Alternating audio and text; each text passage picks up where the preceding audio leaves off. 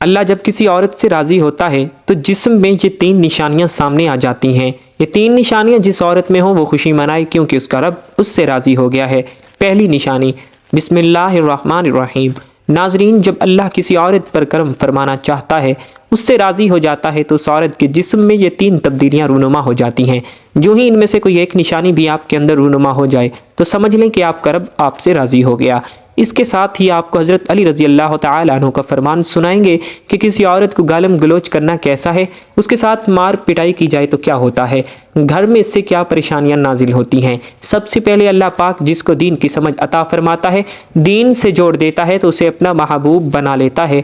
حضرت عبداللہ ابن مسعود رضی اللہ تعالی عنہ سے مروی ہے کہ نبی پاک صلی اللہ علیہ وسلم نے فرمایا، اللہ پاک تمہارے درمیان اخلاق بھی تقسیم کرتے ہیں جس طرح رزق تقسیم کرتے ہیں۔ اللہ پاک دنیا اس کو بھی دیتے ہیں جو اللہ پاک کا پیارا ہو یا نہ ہو، لیکن اللہ پاک دین کی سمجھ اس کو دیتے ہیں جو اللہ پاک کا محبوب ہوتا ہے۔ عبادت کی محبت، قرآن کی محبت، اللہ کی محبت، اللہ کے ذکر سے محبت، رسول اللہ صلی اللہ علیہ وسلم پر درود و سلام بھیجنے کا شوق اور تڑپ، یہ وہ چیزیں ہیں جس بات کی نشانی ہے کہ اللہ نے اسے اپنا بہت پیارا بنا لیا ہے۔ دوسری نشانی، رسول اللہ صلی اللہ علیہ وسلم نے فرمایا، جسے اپنا بناتے ہیں تو اس پر پھر تھوڑی سی آزمائش بھی ڈالتے ہیں، یعنی اللہ پاک دیکھنا یہ چاہتے ہیں کہ یہ بندہ میرے فیصلے پر راضی ہوتا بھی ہے یا نہیں۔ جو راضی ہو جائے اللہ پاک اسے دنیا میں بھی راضی کرتے ہیں اور آخرت میں بھی راضی کریں گے۔ جو اس وقت بخلاہٹ کا شکار ہو جائے کہ یہ میرے ساتھ کیا ہو گیا، میں تو نماز بھی پڑھتا ہوں، قرآن کی تلاوت بھی کرتا ہوں، پھر مجھے بخار کیوں ہو گیا، میں تو دین پر کاربند ہوں، پھر مجھے فکر کیوں ہو رہی ہے، تو ایسا نہیں سوچنا چاہیے۔ حضرت بلال حبشی رضی اللہ تعالی عنہ سے کسی نے پوچھا کہ آپ بڑی توحید کی باتیں کرتے ہیں تو آپ کو اتنی بری طرح سے مار کیوں پڑتی ہے؟ تو آپ نے فرمایا کہ تم بھی تو بازار جا کر برتن خریدنے سے پہلے اسے بجا کر دیکھتے ہو کہ مٹی صحیح طرح سے لگی ہے یا نہیں، بس اللہ نے بھی مجھے آزمایا ہے۔ اس کے بعد یہی وہ غلام تھا جس کا رنگ بھی کالا تھا، ہونٹ موٹے تھے، جس کے بارے میں اللہ کے پیارے رسول صلی اللہ علیہ وسلم فرماتے ہیں کہ جب میں جنت میں جا رہا تھا، جب مجھے معراج کی سیر کرائی گئی تو میرے آگے آگے کسی کے چلنے کی آہٹ سنائی دی۔ میں نے حضرت جبرائیل علیہ السلام سے پوچھا کہ یہ کون ہیں؟ جواب ملا یہ بلال حبشی ہیں۔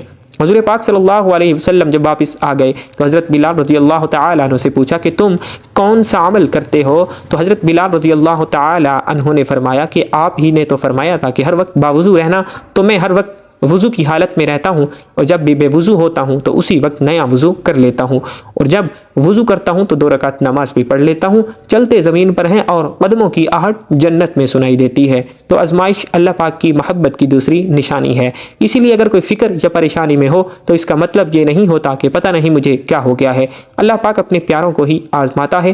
تیسری نشانی تو بہت ہی زیادہ پیاری نشانی ہے، جسے پتہ چل سکتا ہے کہ اللہ پاک اس سے راضی ہیں اور ہم سے محبت کرتے ہیں یا نہیں۔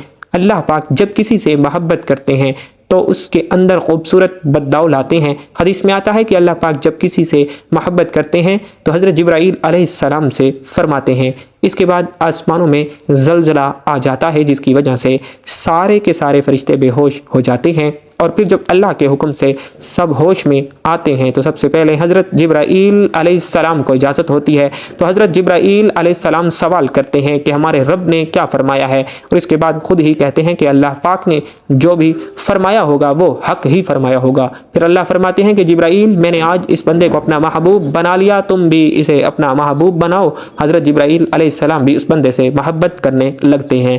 پھر حضرت جبرائیل علیہ السلام کو حکم ہوتا ہے کہ آسمان کے تمام فرشتوں کو خبر دے دو یہ اللہ کا پیارا بن گیا ہے۔ حضرت جبرائیل علیہ السلام آسمان کے تمام فرشتے اور تمام نورانی مخلوقات بھی اس سے محبت کرنے لگ جاتے ہیں۔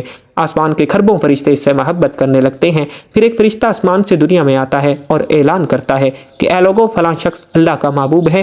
حضرت جبرائیل علیہ السلام اور آسمانوں کی تمام نوری مخلوقات اس سے محبت کرتی ہیں، تم بھی اس سے محبت کرو، اور پھر دنیا والوں کے دلوں میں اللہ پاک اس بندے کی محبت کو ڈال دیتا ہے۔ تو اس لیے دنیا میں وہ کام ضرور کرو جس کے کرنے سے اللہ پاک ہم سے راضی ہو جائے، ہمیں اپنا محبوب بنا لے، انشاءاللہ دنیا اور آخرت میں کامیاب ہو جاؤ گے۔ حضرت عبداللہ ابن عباس رضی اللہ تعالیٰ عنہ فرماتے ہیں جب نیکیاں قبول ہو جاتی ہیں تو انسان کے جسم میں یہ 5 نشانیاں ظاہر ہوتی ہیں۔ نمبر 1، جب انسان کی نیکی قبول ہو جاتی ہے تو اس کے چہرے پر عجیب سی رونق آ جاتی ہے، یعنی وہ انسان دنیا کے سامنے اپنی خوشی کا اظہار اپنی مسکراہٹ اور بشاشت کے ساتھ کرتا ہے، ہر وقت خوش رہتا ہے، بلکہ یوں لگتا ہے کہ اس دنیا میں اس سے زیادہ سکون اور وقار والا اور کوئی نہیں ہے، لگتا ہے کہ جیسے اسے دنیا کا کوئی غم ہی نہ ہو۔ یہ خوشی ہر ایک کو نصیب نہیں ہوتی۔ نمبر 2، اس کا دل روشن ہو جاتا ہے، یعنی وہ ہر وقت اللہ کے وعدوں پر امید رکھتا ہے، اس کے پاس کچھ ہو یا نہ ہو لیکن اس کے دل میں اتنی خوشی ہوتی ہے کہ اس کو کوئی پرواہ ہی نہیں ہوتی۔ اور یہ یاد رکھنا کہ انسان امیر دولت سے نہیں بنتا بلکہ امیر ہمیشہ دل سے بنتا ہے۔ حضرت علی رضی اللہ تعالیٰ عنہ فرماتے ہیں، دولت مٹی کی طرح ہے اور مٹی کو پیر کے نیچے رکھنا چاہیے، اگر سر پر چڑھاؤ گے تو وہ قبر بن جائے گی اور قبر زندہ لوگوں کی نہیں ہوتی۔ نمبر 3، جب کسی کی نیکیاں قبول ہو جاتی ہیں تو اس کے جسم میں نیکی کی طاقت آ جاتی ہے اور شیطان اسے گمراہ نہیں کر سکتا۔ شیطان سے بچنے کی قوت اللہ اس کے جسم میں پیدا کر دیتا ہے۔ نمبر 4، وہ اپنے مال و دولت میں فراوانی کو پیدا کرتا ہے، یعنی اللہ اس کے رزق میں برکت پیدا کرتا ہے۔ وہ لوگوں پر چاہے جتنا بھی خرچ کرے، ضرورت مندوں کو کتنا بھی بانٹے، اس کے دولت میں کمی نہیں آتی۔ حضرت علی رضی اللہ تعالیٰ عنہ فرماتے ہیں، نصیب کا رزق انسان کو ایسے تلاش کرتا ہے جیسے مرنے والے کو اس کی موت۔ نمبر 5، لوگوں کے دلوں میں اللہ اس کی محبت پیدا کر دیتا ہے، یعنی جب اللہ اپنے بندے سے خوش ہوتا ہے تو اس وقت اس کی محبت لوگوں کے دلوں میں پیدا کر دیتا ہے۔ محترم ناظرین، اب آپ کو بتاتے ہیں کہ عورت کی ذمہ داری کیا ہے۔ حضرت علی رضی اللہ تعالیٰ عنہ نے فرمایا، عورت کی سب سے بڑی ذمہ داری کیا ہے؟ حضرت علی رضی اللہ تعالیٰ عنہ کی خدمت میں ایک شخص حاضر ہوا اور دست ادب کو جوڑ کر عرض کرنے لگا، یا علی رضی اللہ تعالیٰ عنہ، میری بیوی میرے گھر کا کام صحیح نہیں کرتی، نہ میرے کپڑوں کی دیکھ بھال کرتی ہے، نہ گھر کی صفائی ٹھیک طرح سے کرتی ہے، تو کیا میرا ڈانٹنا غصہ کرنا صحیح ہے؟ بس اس کا یہ کہنا تھا کہ حضرت علی رضی اللہ تعالیٰ عنہ نے فرمایا، اے شخص، کس نے کہا کہ تمہاری بیوی پر تمہارے گھر کا کام واجب ہے؟ یاد رکھنا، اسلام نے عورت کو عزت جتنی بلند مقام دیا ہے اتنا کسی مذہب نے نہیں کیا۔ میں نے اللہ کے رسول سے سنا کہ عورت کی سب سے بڑی ذمہ داری یہ ہے کہ وہ اولاد کی اچھی پرورش کرے اور ان کا خیال رکھے، لیکن اگر اپنی اولاد کی پرورش کرنے کی اجرت شوہر سے مانگنا چاہے تو وہ بھی مانگ سکتی ہے۔ اور تم گھر کے کاموں کی بات کر رہے ہو، خوشی سے گھر کا کام کرتی ہے، گھر کو سنبھالتی ہے، تو یہ اس کی عظمت ہے، اس کا شکریہ ادا کرو، اس کا احترام کیا کرو۔ میں نے اللہ کے رسول صلی اللہ علیہ وسلم سے سنا، جس وقت عورت اپنے گھر کا کام کرتی ہے اس وقت اللہ فرشتوں کو زمین پر بھیجتے ہیں اور کہتے ہیں کہ جب تک یہ عورت گھر کا کام کرتی رہے اس کے لیے عبادت لکھتے رہو، اور وہ وقت جو عورت کے گھر کے کاموں میں لگتا ہے وہ اس کی عبادت میں شامل ہو جاتا ہے۔ یہ عورت کی عظمت ہے کہ وہ تمہارے گھر کو جنت بناتی ہے، تمہارے بچوں کو عظیم انسان بناتی ہے۔ لیکن اگر کوئی عورت پر ظلم کرے، گھر کے کاموں کی وجہ سے اسے ٹوکتا رہے، اس پہ ظلم کرتا رہے، تو روز محشر اللہ پاک اس انسان کو گدھے کی شکل میں اٹھائے گا اور دوزخ کا ایک دروازہ ان لوگوں کے لیے کھولا جائے گا اور یہ کہا جائے گا کہ یہ وہ انسان ہیں جنہوں نے اپنی ہی عورتوں پر ظلم کیا، ان کو حقیر اور غلام سمجھا۔ محترم ناظرین، اب ہم آپ کو بتاتے ہیں حضرت علی رضی اللہ تعالیٰ عنہ نے فرمایا، گھر میں عورت کا رونا کیسا ہے، عورت پر ظلم کرنے کی کیا سزا ہے؟ حضرت علی رضی اللہ تعالیٰ عنہ راستے سے گزر رہے تھے، دیکھا کہ ایک شخص اپنی بیوی پر ظلم کر رہا ہے۔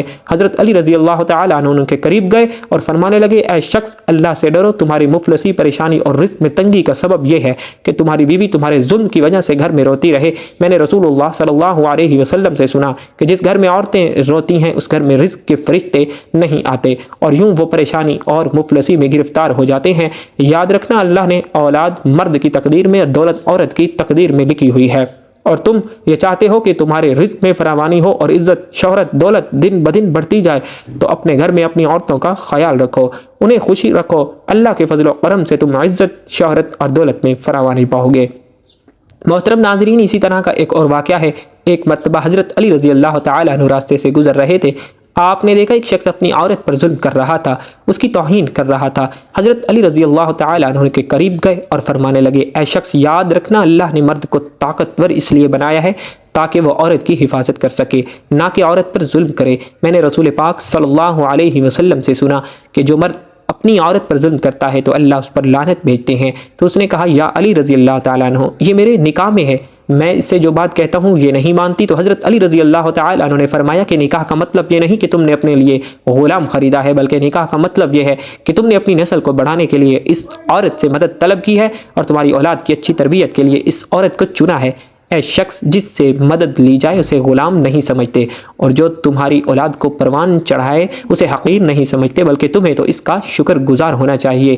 یاد رکھنا، عورت پر ظلم کرنے کا مطلب ہے اولاد کی بغاوت۔ آنے والے وقت میں جو اولاد تمہیں اس عورت کے جسم سے نصیب ہوگی تو اس کے وجود میں تمہارے لیے بغاوت ہی بغاوت ہوگی۔ جب اولاد بڑی ہو جاتی ہے اور اپنی ماں پر ظلم ہوتے دیکھتی ہے تو اس کے دل میں تمہارے لیے نفرت ہی پیدا ہوگی۔ اس لیے جتنا ممکن ہو سکے اپنی بیوی کے ساتھ اچھا سلوک کرو اور اسے خوش رکھو۔ اللہ پاک ہم سب کو عورتوں پر رحم کرنے کی توفیق عطا فرمائے، آمین ثم آمین۔ ناظرین، کمنٹ باکس میں اللہ تعالیٰ کے 99 ناموں میں سے اور اللہ کے رسول صلی اللہ علیہ وسلم کے 99 ناموں میں سے ایک نام کو ضرور ٹائپ کیجیے گا۔ زندگی رہی تو انشاءاللہ نیکسٹ ویڈیو میں ملیں گے، تب تک کے لیے اللہ حافظ۔